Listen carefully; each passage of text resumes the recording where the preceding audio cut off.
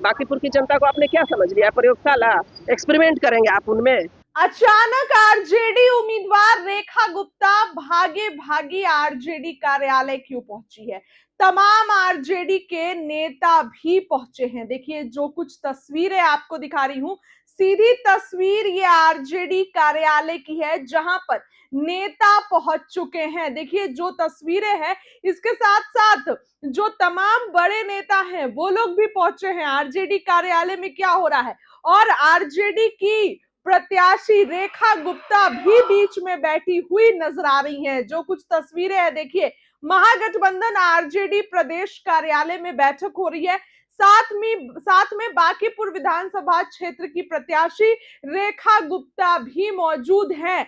तो आरजेडी में बैठकों का दौर शुरू है। लगातार देखिए बैठक हो रही है, और इस बैठक में आरजेडी प्लानिंग कर रही है कि किस तरीके से प्रत्याशी को जिताना है, क्या कुछ हमारी रणनीति रहेगी। इन सब को लेकर आरजेडी प्लानिंग प्लॉटिंग कर रही है। तो इसी बीच आरजेडी के प्रदेश कार्यालय में बैठक है। रेखा गुप्ता भी पहुंच गई हैं, तमाम आरजेडी के नेता पहुंचे हैं। क्या कुछ होगा आपको बताएंगे, और क्या कुछ इस मीटिंग में हो रहा है ये भी आप साफ तौर पर देखिए। रणविजय साहू हैं, फिलहाल नेता प्रतिपक्ष यहाँ नहीं है, लेकिन तेजस्वी भी आ रहे हैं। जी हाँ, तेजस्वी यादव भी आ रहे हैं, और उसके बाद प्रचार प्रसार करेंगे, अपनी पार्टी के लिए प्रचार करेंगे, बहुत कुछ करेंगे, क्योंकि इस बार आरजेडी ने कहा है कि रेखा गुप्ता को जिताना है। इस बार मैदान में प्रशांत किशोर भी हैं, त्रिकोणीय मुकाबला है। बीजेपी ने पहले ही बार उम्मीदवार चेंज कर दिया है, और दूसरे उम्मीदवार है नीरज कुमार सिन्हा। तो अब आरजेडी में ऐसे में बड़ी बैठक हो रही है। कांग्रेस के लोगों को भी बुलाया गया, लेकिन वो लोग नहीं पहुंचे।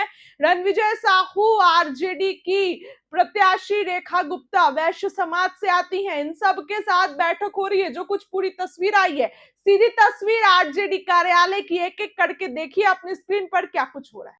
कैंपेन जैसे जैसे आगे बढ़ेगा वो हमसे जुड़ जाएंगे, और अभी उनके दिशा निर्देश में ही काम हो रहा है। की तरफ से 40 से ज्यादा जो प्रचार करने स्टार प्रचारक है वो आ रहे हैं प्रचार करने। स्टार प्रचारक का कोई मतलब है क्या? जबकि अगर आप प्रत्याशी आपका बेजुबान हो, प्रत्याशी डमी कैंडिडेट हो, रबर स्टैंप हो, दूसरों के इशारों पे चलने वाला हो, तो 40 आए या 400 आए, जनता को तो अपने प्रत्याशी से मतलब है ना, जिस अपने प्रतिनिधि से मतलब है।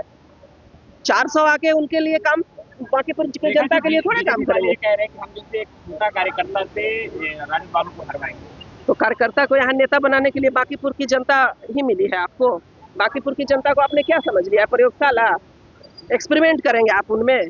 आप एक नहीं चला तो दूसरा लेके आ गए, तो ये सब नहीं चलेगा। जनता आक्रोशित है, जनता इस बार गुमराह बिल्कुल नहीं होगी, उनके बहकावे में नहीं आने वाली है, और पूरी तरह से आक्रोशित है कि मतलब ऐसा प्रत्याशी देख करके जनता और भी ज्यादा आक्रोशित हो चुकी है कि बांकीपुर की जनता को, जो जिस व्यक्ति के मुंह में जुबान नहीं है, वो बांकीपुर की जनता की आवाज को सदन तक क्या पहुंचाएंगे?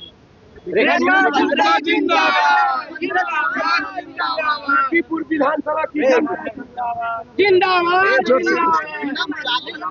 स्टार प्रचारक में क्या लगता है कि इस बार जो है बांकीपुर? अरे भाई, जब प्रत्याशी ही उनका काबिल नहीं है तो 40 आए चाहे 400 आए, उससे क्या मतलब है? जनता बुद्धिजीवी है, जनता अपने मजबूत प्रत्याशी चाहती है, जनता मजबूत प्रत्याशी चाहती है। स्टार प्रचारक से उन्हें कोई मतलब नहीं है। आप कहीं से भी मैम 15 दिन से कम वक्त बचा है चुनाव में, अब क्या स्ट्रेटेजी अपना रही हैं, क्या कुछ हो रहा है? जनता के बीच जा रही है जनता? बिल्कुल बिल्कुल, जनता के बीच ही हूँ मैं, सुबह से लेके रात तक मैं जनता के बीच ही हूँ, और जनता का आशीर्वाद मिल रहा है। जनता खुद सामने से आकर के मुझे अपना आशीर्वाद दे रही है कि इस बार महागठबंधन। 40 साल कहा जा रहा है कि 4 साल आप जो बात कर रही थी, हाँ। 40 साल में बहुत विकास किया है, उनके तरफ से दावा किया जा रहा है, नितिन नवीन के तरफ से उन्हीं के बल पर वोट मिलेगा बांकीपुर में फिर से इस बार भी। बिल्कुल नहीं, बिल्कुल नहीं। 40 साल में जो उन्होंने विकास दिखाया है ना जनता को, और जनता जिस तरह से अपने सुविधाओं के लिए संघर्ष कर रही है, एक छोटी छोटी बातें, गली नली, सड़क सुरक्षा, ये जो एक गांव ग्रामीण क्षेत्र का भी प्रतिनिधि ऐसी सुविधाएं दे पाता है, लेकिन आप एक पटना जैसे, बिहार की राजधानी जैसे महानगर बांकीपुर जैसा विधानसभा पे आप ये सुविधाएं नहीं दे पा रहे हैं। सड़कों को जर्जर हालत में रखा है, मैन होल खुले हुए हैं, रात के अंधेरे में कोई भी डूब के मर जाएगा। अभी भी आप बाहरी इलाकों में जाके देखें तो कितने मेन होल खुले हुए हैं, उन्हें देखने वाला कोई नहीं है। ये पूरी तरह से इन्होंने बांकीपुर को लावारिस स्थिति में छोड़ दिया है। नेता विहीन, सुविधा विहीन और हर तरह से मतलब कि सिर्फ और सिर्फ बर्बादी के कगार पे बांकीपुर विधानसभा को इन्होंने पहुंचा दिया है।